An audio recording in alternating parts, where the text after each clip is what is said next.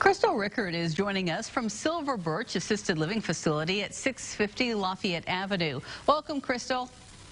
Thank you for having us. Oh, it's always good to see you. So let's start talking a little bit about what's the best way to begin looking maybe for an assisted living facility for your mom and dad.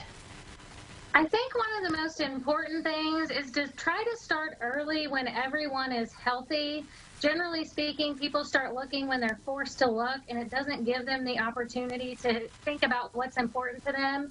Is location important?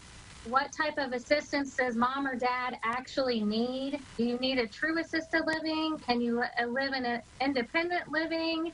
Maybe have a meeting with mom and dad, or mom and dad and the siblings, either together or individually, to discuss what you're really looking for and what would be important to mom and dad. Is it the services offered? Is it the location of the building? Is it in relation to the doctors, or is it in relation to the family, so that you can make an informed decision when you're ready to move mom or dad into an assisted living? Because is the process a slow process, or can it be done quickly, or does it really just depend? I think it just depends, and a lot of times people act quickly because they're forced to react. So if you can take the time and really dive into the detail and really go visit that community, I would encourage you to visit unannounced so you can see the daily operation without someone planning for your visit. I think you need to think about your budget. It can range substantially, really, depending on what you're looking at. So it's important to have an idea. Does mom or dad have insurance? Are we looking at utilizing the Medicaid waiver?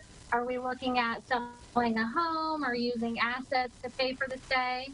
All right, that's some good advice. And how important, you're talking about siblings, how important is it to talk to your siblings about this once you notice that mom and dad may, need to start thinking about assisted living?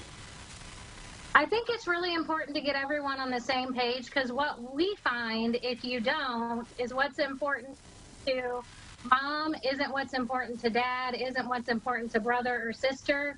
So once they've gathered the information, then they have to go read through and try to prioritize that. So if they can kind of dive into what they're exactly looking for first, it makes it easier for them to make an informed decision. Oh, that's some good advice as well. Now, if you do go for a visit, what kinds of things should you expect to see, or what kinds of questions might you ask? I would ask the availability of the community. I would ask the process to move in. Some assisted livings, you can just simply write a check and move in the community. Some you have to work through an admissions process to move in. I would ask what kind of staffing model they have. Do they use licensed services? Are they licensed or unlicensed? Do they have nurses around the clock or nursing staff around the clock? What's included? Do you get meals? Do you get activities, transportation, those types of things? All right, now we are in the midst of a pandemic. Can people come visit your facility yet, or do they need to do something differently right now? They cannot come inside of our community. We've been creative in our efforts. We have online where they can view our community online. They can come to our community and view the exterior. We have some windows open where you can see some of the common areas, and you can see one of the resident rooms. It's vacant, so you can kind of see what you're looking at. Wonderful. And if people do want to learn more about your facility, what is your website? Is that the best place then to go? That would be the best place. It would be silverbirchliving.com, or you can call the community and we'd be glad to meet with you or provide information over the phone. Oh, wonderful, Crystal. So good to talk to you. Thank you.